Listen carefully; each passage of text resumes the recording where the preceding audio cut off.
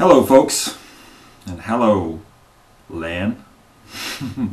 This is another video on the subject of forgiveness, which has largely been prompted by Len Pettis, whose username on YouTube is Matthew419, who has been a critic of me in the past. He's made at least one video, maybe 3 or 4 is it at this point? Anyway, I've made a video recently about forgiveness, about the fact that I don't think it's a good idea to forgive people for heinous crimes. I don't even think it's really humanly possible, potentially, to do that, and certainly not practical. Certainly in the general run of life, it's good, to forgive people, because in the general run of life, we may do something against someone and it's not irreparable, and both parties would prefer to be reconciled, so it makes sense to forgive. But in a situation where, say, you are a woman and her husband has been murdered, are you then going to say, I forgive the murderer, I hold nothing against him? And if you're a Christian, you might say, I hope one day he will find salvation in Christ. This sort of a thing. So Len pointed out to me a video where a woman on a talk show was saying this very thing. Now my response to Len was basically, talk is cheap. It's easy to say something like that. It's easy to say the thing that you're expected to say because it's kind of your Christian duty, but it's not so easy to go through an actual internal transition that means you truly have forgiven that person. It's easy to put on a good front. It's easy even to try and fool yourself into believing that you've forgiven them when really underneath it all there's turbulent emotion going on that tells you you haven't forgiven them, but maybe you look upon that just as your own personal failure that you're working through. No, that's telling you something much deeper about human nature. You see, I get this kind of thing from Christians regularly. I get Christians who tell me that I'm going to hell. And it's not so much what they're telling me, but the way they say it. I've encountered Christians, and I'm not talking about YouTube here, I'm talking about in real life, where they kind of say something like, they put it like this, if you don't believe, you're going to hell. And it's kind of like this. It's like, how can you say it in that? It's kind of like, oh, I'm just talking about the weather. You're going to hell. Oh, it's a sunny day. There's no real sense in the person that that's real. And then you get these other people who are all fire and brimstone, repent or burn. This sort of a thing. And I don't even think that's for real either.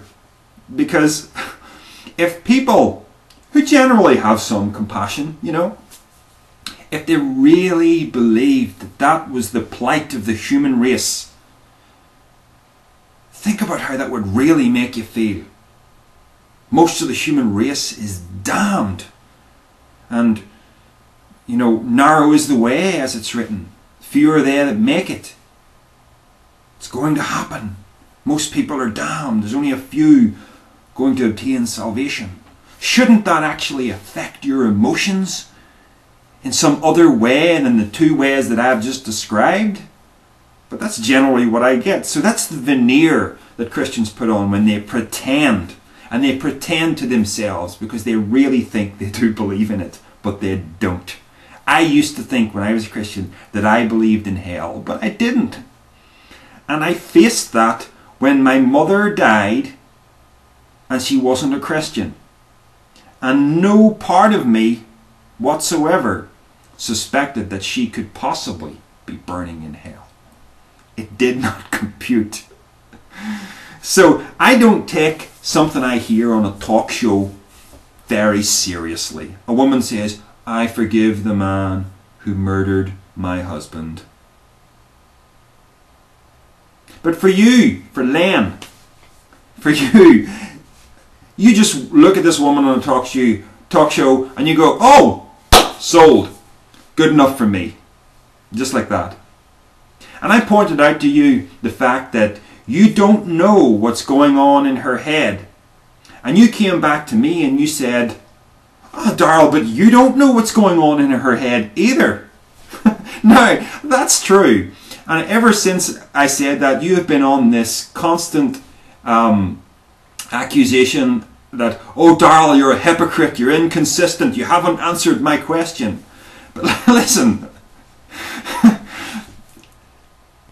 everybody understands that it's a natural reaction to hate someone when something that heinous has been done against you. If someone killed your son or your daughter or your wife, you can understand how it would be perfectly natural for you to feel extremely angry, to hate that person, to want that person dead, or at least incarcerated for the rest of his life. So I don't have to be a mind reader of that woman or anyone else to understand that that's a natural reaction. And I'm sorry that you've felt that I've had to spell it out for you in this way, but I think everybody but you pretty much gets the fact that you don't have to prove that it's easy to hate somebody when they do something terrible to you or to someone you love. The thing that requires a little more proof is the idea that it's actually possible to forgive a person who does that. That is the thing that needs a little more proof, because that's a totally unnatural way to react to a situation like that. Now, you may, in your own religious way, think that that makes that terribly righteous and terribly holy and oh, it's a much better way to react, but I don't even think it is. But we'll get to that. We'll get to that because there's a scenario I want to run by you towards the end of this. But I'm not done yet, because you have reacted to me in ways. I want to get a little personal now, right? You know, this entire conversation that we had, Len, it all derailed because you were constantly going, oh, you're inconsistent, you're a hypocrite. And the next thing you were ranting and railing, calling me King Darrell. When have I ever made myself out to be some kind of authority figure? And you refer to my subscriber base as Sloan bots, as if they're all just hanging on my every word. You know, as if they're all saying, oh yes, Darrell, we believe everything you say. You're so wise, you're our guru. You know, I have always projected the image that I am here on YouTube among a community of my peers. And I do not want to project a guru mentality. And I hope I haven't done that. And if anybody has, you know, elevated me to that status, well, take me down a peg or two, please. Because I can be wrong, and I have been wrong. And my original book, Reality Check, has undergone many edits since its original publication in paperback. So, no. King Darrell, no, I don't think so. Sloan bots, no, I don't think so. If anybody feels that way about me, well, they can clear off. Alright? Now, you can see that I'm more amused than offended by anything you've said. But I'm talking about this now because I do want to talk about your inconsistency. You've been talking about my inconsistency. I'm going to talk about your inconsistency. You even made some remark, and this was just bizarre. You made some remark in criticism of my telekinesis videos, and I'm thinking, where the heck did that come from? Now I'm going to read this one. You said, with a brain big enough to move objects with your mind and create your own religious symbolism, you are utterly incapable of recognizing the simple and rational. I guess your ability to twirl aluminium pyramids has overthrown your ability to reason. So, you elaborated on that in your video response as well. And I'm thinking, This is like the reaction of somebody who, correct me if I'm wrong, is simply trying to turn this conversation into, oh, what's the word I'm looking for? You know, there's nothing in that that relates in any way to our conversation about forgiveness. You know, that's a hostile comment, making me out to be a liar. Now, I've done these telekinesis experiments that I take seriously, and that many of my subscribers have taken seriously as well. You think I'm a liar. Okay, you're entitled to your opinion. But you know what's really funny about this? Here's what's really funny. You bring this up, right? You believe, you know, you can't find it in yourself to believe that it's possible that a rudimentary experience of extrasensory perception or psychokinesis, something of a genuinely psychic nature, is possible, or at least probable, or that I've achieved it to some small extent. And yet at the same time, you got no problem with a talking snake, you got no problem with a talking donkey, no problem with the sun standing still in the sky for half a day or whatever it was. I'm sure you remember the Bible reference from the Old Testament. You got no problem with a whole realm, a hidden realm around us, populated by demons that can jump into people and take possession of their bodies, or that can work on your mind and tempt you to evil. You have no problem with a 3-day-old corpse getting up alive again. But a little rudimentary psychokinesis, ESP, it's so silly, it's so silly. You know, think about it, Len. Think about it, you know. And where does this hostility come from? It has to come from some kind of inadequacy within you. Because it's like you're a train wreck. And I know what you're thinking at the minute. You're going, you're making an ad hominem comment. It's ad hominem abuse. It's not relevant to the argument. You're right, it is. Because at the moment, I'm not arguing about anything. At the moment, I'm doing something that I rarely do. I'm pointing the finger right at you. Now, I brought this up in the comments, and I said to you, I said nothing about your behaviour attracts me to Jesus. And I tried to make that as a very careful and measured comment, hoping that you would take it on board and realise what I'm getting at.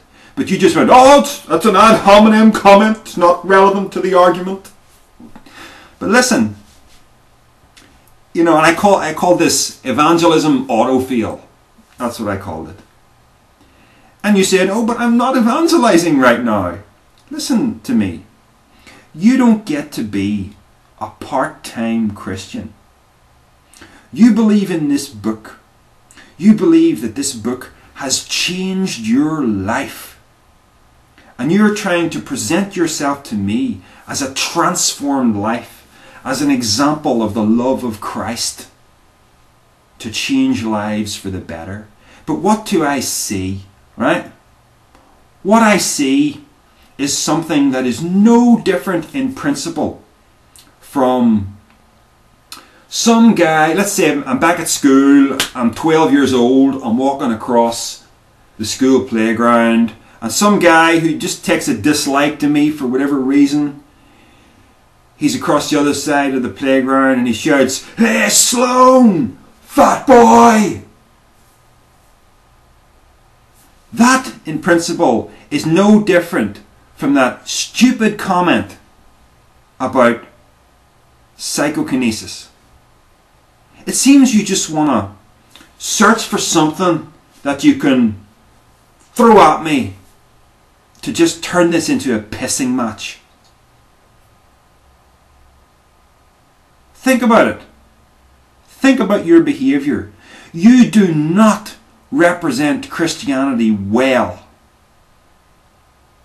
And I have, if I take our relationship from the beginning to now, You have no idea the amount of restraint that I give you, because there's so much of what you say that, you know, a lesser person would just react, because the kind of comments that you throw out are really designed to provoke reactions. But I have a general axiom that I follow that I've mentioned before, which is just act, don't react. You know, when someone tries to provoke me, I take stock of that instantly. It goes into a little buffer before I have a chance to react, and I say, right, what's this guy getting at?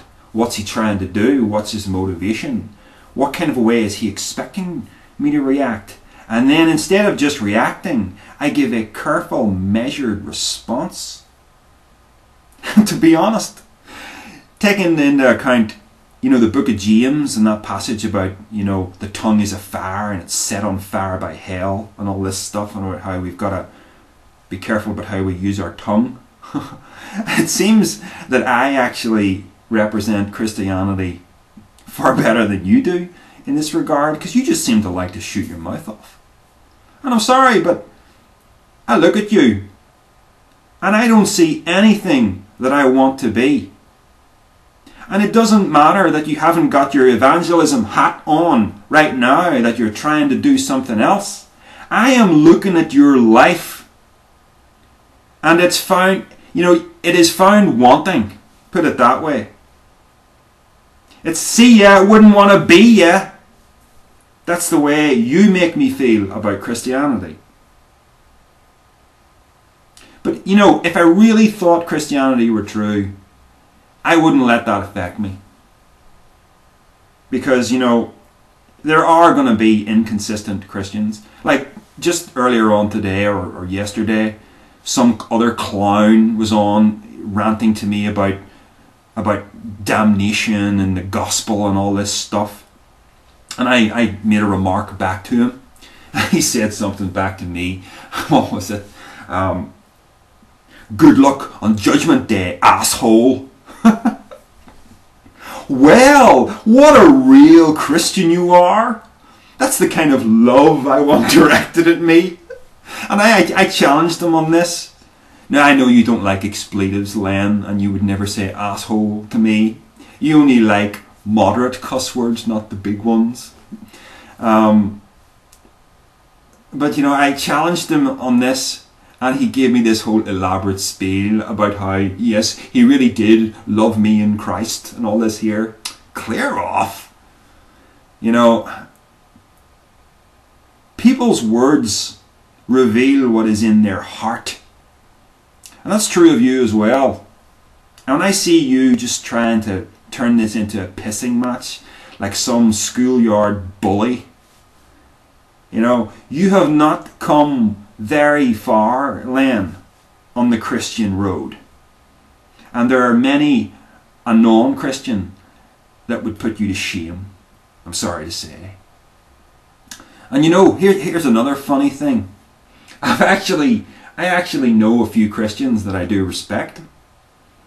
And there's one in particular whom I have a great deal of respect for. I've never met him in person. I know him online. He's an author like me. And he, to me, is an excellent example of what a real Christian is. And we've had many a productive debate and conversation about these kinds of matters. And the funny thing is, he's actually a Jehovah's Witness. Oh, you would cast him out, wouldn't you? He's not a real Christian. He doesn't believe in the same Jesus that you believe in. Well, he puts you to shame, I'm sorry to say. Anyway, that's me finished with my criticism of you, Len. Let's get this thing back on point, right? I want to give you a scenario before I finish. And I'm talking to everybody else now as well, of course. This is not the usual kind of video I make, is it? No. I don't like criticizing people, and I don't normally do it. I normally just criticize ideas. But I don't know, Len. You just bring it out in me this time. Anyway, here's the scenario. And this will hopefully bring bring home my stance on forgiveness and, really show you why I think I've got a far more rational appreciation of forgiveness than you do. So I want you to imagine, let's do a little role play. Imagine you are living in a very small, tight-knit community, little more than an extended family of maybe 10 or 12 people, living in an isolated rural environment, hidden away somewhere where you never really encounter many people from the outside. Maybe you're post-apocalypse survivors. Maybe it's just some isolated part of the world, bandit country, somewhere where the government isn't worth much and there's no protection of its citizens. But there you are, you're in this community, it's a little farming community, and that's how you sustain yourselves. And one day, I know this is all very elaborate, but there's a reason for that. One day, a couple of men arrive, and they've just stumbled upon your little community. And they appear to be friendly enough, but you're a little cautious. So you're watching them very carefully. And they seem friendly, they integrate with your people, and but you're just keeping your guard up just in case. And then, at one particular key moment when your community appears vulnerable, they go to make their move, because they're really bad guys, right? They go to make their move, but they don't realize just how carefully you've been watching them. So you get the drop on them, and you pull up your gun, and you go, sorry boys, this is not going to happen.